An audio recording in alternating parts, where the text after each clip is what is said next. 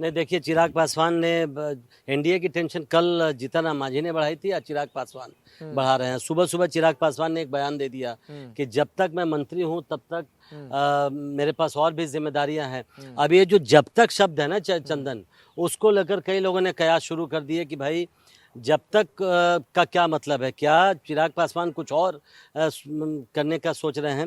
हमारी कुछ एलजेपी के सूत्रों से बात हुई है, उनका ये साफ साफ कहना है कि इस बार थोड़ा सा वो चाहते हैं कि बाकी पार्टियों को जो सीटें मिल रही हैं उसी के अनुपात में सम्मानजनक सीटें मिले। अब उदाहरण के लिए वो कह रहे हैं कि बीजेपी और जेडीयू के पास 12-12 सीट है, तो उनको 100 के आसपास सीटें मिल रही हैं। 12-8 96, मतलब हर लोकसभा में के पर लोकसभा 8 सीटें नहीं, हर लोकसभा में 8 विधानसभा सीटें उनको मिल रही है। अच्छा। मांझी जी को 1 सीट है लोकसभा में, तो 8 सीटें मिल रही है। कुशवाहा जी को 1 भी लोकसभा सीट नहीं है, 1 राज्यसभा है, तो 6 सीटें मिल रही है। तो इस हिसाब से जो औसत बनता है उनका 5 लोकसभा सीट है, 8 सीटें दे दी है, 40 सीटें। 40 सीटें। तो ये, और उन लोगों का ऐसा कहना है कि वो इस बार मतलब हर बार वही कॉम्प्रोमाइज क्यों करें। वो बीते कुछ दिनों से जो एलजेपी रामविलास के सोशल मीडिया हैंडल से पोस्ट किए जा रहे हैं, जिसमें मुझे नहीं लगता कि बीते 3-4 महीने में चिराग की तरफ से कभी बिहार फर्स्ट बिहारी फर्स्ट की बात कही गई होगी, लेकिन अभी हमने देखा बिहार फर्स्ट बिहारी फर्स्ट की भी बात तमाम पोस्ट में की गई है। प्रेशर पॉलिटिक्स है। हाँ, बस मुझे लगता है कि ये सब तो सारा प्रेशर पॉलिटिक्स है। वो बयान भी चिराग पासवान ने जो दिया है कि जब तक मंत्री हूं तब तक, अभी तक तो मुझे ऐसा लगता है कि ये होता ही है। सीट बंटवारे में जब होता है ऐसा, कल जीतन राम मांझी ने कहा कि वो अपमानित महसूस कर रहे हैं, अपमानित महसूस कर रहे हैं। उसका सरकारी कार्यक्रम में गुवाहाटी चले गए। उसमें भी यदि दिनकर की कविता को जरा ट्वीक कर दिया। 15 ग्राम। हाँ, दिनकर जी ने 5 ग्राम बताया था, जो कृष्ण जी को कोट किया था, इन्होंने 15 ग्राम मांग दिया, मतलब 15 सीटें होंगी। तो अब सारी चीजें, हमारे दिनकर जी भी आ रहे हैं, अब सब चीज आएंगे। लेकिन इस बयान को देने के बाद वो चले गए गुवाहाटी सरकारी कार्यक्रम में, मतलब मंत्री बने हुए हैं बदस्तूर। तो इसका मतलब है कि सारा प्रेशर पॉलिटिक्स है। मुझे लगता है कि चिराग पासवान के साथ अभी जब हम लोग बात कर रहे हैं, नित्यानंद राय उनके घर पर ही हैं। दूसरे दौर की बात हो रही है, वो उनके माँ से भी मिल चुके हैं। तो सुबह वो 1-to-1 सिर्फ माँ से मिलने आए थे या फिर चिराग नहीं थे इसलिए मिलके चले गए? नहीं, ये सारा कुछ स्क्रिप्टेड है, आप समझ लीजिए। अच्छा। चिराग पासवान निकले 10 मिनट के बाद नित्यानंद राय, उनको भी पता था कि चिराग पासवान नहीं है। माँ के जरिए ही वो, जिसको हम लोग बोलते हैं back channel diplomacy, back channel politics. किसी भी वक्त जब नित्यानंद राय घर से बाहर निकलेंगे, प्रशांत सर हो सकता है लाइव देने के लिए निकल जाए। बताइए अखिलेश सर, बीजेपी जो ये बार्गेनिंग कर रहे हैं इस वक्त तमाम अलाइज एनडीए में, उसको कैसे हैंडल कर रही है? इसमें कोई डाउट तो नहीं है कि चिराग एनडीए के साथ रहेंगे या नहीं? ये क्लियर है कि चिराग एनडीए के साथ रहेंगे। Is it about quantity of seats और क्वालिटी ऑफ सीट्स? दोनों की बात है, क्वांटिटी भी और क्वालिटी भी। लेकिन बीजेपी को इस बात का एहसास था कि ये स्थिति बनेगी जो आज हो रही, कि कल जीतन राम मांझी, आज चिराग पासवान। और यही कारण है कि कल नॉमिनेशन शुरू होने जा रहा है।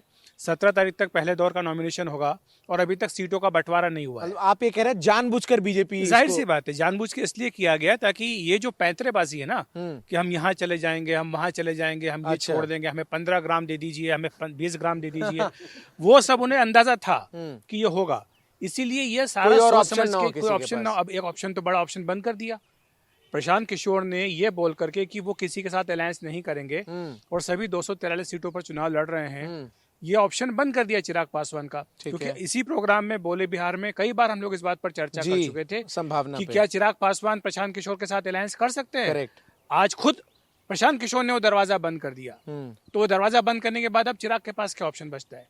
क्या 2020 की तरह वो सभी जो उन्होंने पिछली बार सीटों पर लड़ने का फैसला किया था वैसा करेंगे? जाहिर सी बात है कि समय नहीं है। क्या उतने कम समय में आप इतने बड़े राज्य में हर सीट के ऊपर अपने संगठन को एक्टिवेट कर सकते हैं, कैंडिडेट्स आइडेंटिफाई कर सकते हैं? नहीं कर सकते। और वो भी उस परिप्रेक्ष्य में जब हम इस बातचीत को रिकॉर्ड कर रहे हैं, तो आज से महज कुछ घंटे पहले जनसुराज ने 51 कैंडिडेट्स की एक लिस्ट जारी कर दी। पहली सूची उनकी आ गई है और जो उनके अध्यक्ष हैं उदय जी, उन्होंने इस सूची को जारी किया और उन्होंने सुबह आज प्रशांत किशोर ने स्पष्ट कर दिया कि हम किसी के साथ अलायंस नहीं करने जा रहे हैं। तो ये एक तरह से रास्ता बिल्कुल बंद कर दिया। ठीक है। दूसरी बात जो मैं कह रहा हूँ कि ये समय नहीं है। अब आपके कल से नॉमिनेशन शुरू हो रहे हैं, 1 हफ्ते तक नॉमिनेशन होने हैं पहले दौर के। 17 तारीख लास्ट डेट है नॉमिनेशन की। बीजेपी के अपने कैंडिडेट्स जो हैं, मैं आपको बता दूं अंदर की बात जो है, बीजेपी के राज्य की चुनाव समिति की बैठक हो चुकी है 2। पहले उन्होंने जीती हुई सीटों पर चर्चा की, बाद में उन्होंने हारी हुई सीटों पर चर्चा की। ठीक है। अंदर खाते मुझे ये पता है कि जो कैंडिडेट्स हैं, पॉसिबल कैंडिडेट्स, उन्हें अलर्ट कर दिया गया है कि भाई तुम अपना काम शुरू कर दो। कुछ नाम के नामांकन के डेट्स भी आ गए कुछ हैं। तो कुछ लोगों ने तो सोशल मीडिया हाँ, पे डाल पोस्ट कर दिया है, दिया correct। कि हम फला दिन नॉमिनेशन नामांकन करने करें, वाले हैं। ठीक है। लेकिन बीजेपी की भी अपनी जो केंद्रीय चुनाव समिति की बैठक है उसकी तारीख अभी तक नहीं आई है। 12-13 तारीख को वो केंद्रीय 11-12 को नहीं होनी थी। 11-12 या उसी तारीख को वो ठीक होगी। है, ठीक अभी है। 3-4 दिन मतलब अभी और हैं उसमें। ठीक है, तो अभी तक बीजेपी ने भी ऑफिशियली अपने कैंडिडेट्स अनाउंस नहीं किए हैं। ठीक है। तो सब इसी बात का इंतजार कर रहे हैं। और ये बीजेपी को पता था कि ये जो पैंतरेबाजी है या कहें कि बार्गेनिंग है, हार्ड बार्गेनिंग है, ये होगी। हाँ। और चिराग पासवान तो जो तेवर उनके थे हाँ। वो उस बात की तरफ लेकर के भी जा रहे थे। और उस तेवर को बीजेपी ने बीच में टोन डाउन किया था, चिराग टोन को डाउन कह किया। के। एक दौर की बातचीत विनोद तावड़े, मंगल पांडे और धर्मेंद्र प्रधान की हो चुकी है। ठीक है। चिराग पासवान उसके बाद पटना गए। कल उनके पिताजी की पुण्यतिथि थी। वहां पर कल नरेंद्र मोदी जी का भी ट्वीट उसके लिए आया, जेपी नड्डा जी ने भी ट्वीट किया। बीजेपी बिहार के जितने नेता हैं सबने रामविलास पासवान जी को श्रद्धांजलि दी। तो वो एक साफ तौर पे दिखाता है कि कैसे रामविलास पासवान जी को कल याद किया गया। उसके बाद उन्होंने कल शाम को कहा कि आज हम अपने एमपीज की एक इमरजेंसी मीटिंग पटना में बुलाई गई, पटना में बुलाई गई। एलजेपी रामविलास के सारे उनकी इकाइयों की आपातकालीन बैठक बुलाई गई। और क्या हुआ उसमें कि चिराग जी तय पासवान करेंगे। तय करेंगे। वो तो पहले से सबको पता है कि चिराग पासवान को ही तय करना है। पूरा प्रेशर पॉलिटिक्स कुछ कह रहे हैं प्रशांत पटना सर। में मंगल पांडे की 2 बार मुलाकात हुई रामविलास चिराग पासवान से इसी दौरान। और एक चीज और बोल दो, देखिए हम लोग जो बार बार मुझे एक चीज और बताइए, जब धर्मेंद्र प्रधान पटना में थे तो चिराग दिल्ली क्यों भागा है? नहीं, चिराग पहले से ही वो सारी बातें मंगल पांडे नेगोशिएट कर रहे थे। हर बार धर्मेंद्र प्रधान मिले ये भी जरूरी नहीं। अब देखिए प्रेशर पॉलिटिक्स क्या होता है। धर्मेंद्र प्रधान को चुनाव प्रभारी बनाया गया। अब चिराग पासवान की पार्टी ने all of a sudden Dharmendra Pradhan और विनोद तावड़े की मीटिंग के बाद एक नोटिफिकेशन निकाला जिसमें अरुण भारती को चुनाव प्रभारी बना दिया, जबकि वही प्रभारी है पहले से बिहार के। चुनाव प्रभारी बना दिया एक सह प्रभारी। मतलब ये लोग दिखाना चाह रहे थे एलजेपी की तरफ से कि चुनाव प्रभारी से चुनाव प्रभारी बात करेगा। एक छोटी सी, चूंकि हर बार ये सवाल पूछा जाता है कि क्या एनडीए में बने रहेंगे। देखिए 2020 में जो चिराग पासवान ने जो संकेत देने शुरू कर दिए थे वो 1-1.5 महीने पहले से वो नीतीश कुमार के खिलाफ बोलने लगे थे। बहुत सारी चीजें ऐसी होने लगी थी। अब तो बहुत देर हो चुकी है। कल से नोटिफिकेशन ऑप्शन ही नहीं है मेरे ख्याल से, अब विकल्प है। लेकिन हाँ, चिराग पासवान इस बार थोड़े ये जरूर है, वो चाह रहे हैं मैं बेस्ट बार्गेन करूं और इसलिए वो हाँ, ठीक है। राजीव जी, आपको यह भी देखना होगा कि पिछली बार चिराग जो है एनडीए छोड़कर अलग हुए थे और चुनाव लड़े थे तो उनके क्या हर्ष हुआ था। उनके पास उनकी पार्टी टूट गई थी, संसद में केवल अकेले बचे थे, बाकी सारी सांसद उनको छोड़ के चले गए थे। उनको अपना घर 12 जनपद खाली करना पड़ा था। कुछ सामान इवन रामविलास पासवान की स्मृतियां थी जिस घर से स्मृति की बात करें, कई सारी चीजें जमीन पर पड़े हुए थे जिसको लेके कई जगह बातें कर रहे थे। पार्टी टूट गई और उसके बाद जब अकेले लड़े वो, उनके पास केवल एक, मेरे ख्याल से जीते थे वो, एक एमएलए जीते थे, वह भी उनके साथ नहीं रहे, वह भी छोड़ के चले गए। तो उनका जो हर्ष हुआ वो छुपा हुआ नहीं था। और उस समय भी अगर याद कीजिएगा, हम लोग सब लोग पूछते थे उनसे तो वो कहते थे कि मैं हनुमान हूँ। मोदी की, प्रधानमंत्री नरेंद्र मोदी की आलोचना नहीं करते थे कभी भी, उनके लिए अच्छे भाव दिखाते थे, विकल्प को खुले रखना चाहते थे। यहाँ पर भी चिराग जो है, अगर चिराग को अच्छी तरह पता है कि अगर होते हैं तो वो क्या उनके सीट्स को वो बिल्कुल बिल्कुल बिल्कुल उनके पास विकल्प नहीं है। और अगर जाते हैं, अलग जाते हैं तो फिर उनका मुझे क्या ये बताइए, वो जो होगा? फॉर्मूला प्रशांत सर ने और अखिलेश सर ने बोला कि 40 वाला, वो तो कहीं से रियलिस्टिक शुरू से ही नहीं नजर आ रहा बिल्कुल था। नहीं, हाँ। तो आखिर कितने पे चिराग जो है वो मानते हुए नजर आ रहे हैं? देखिए इस बार चिराग बुरी तरह से फंसे हुए हैं। बुरी तरह फंसे इसलिए हुए हैं, आपको देखना होगा।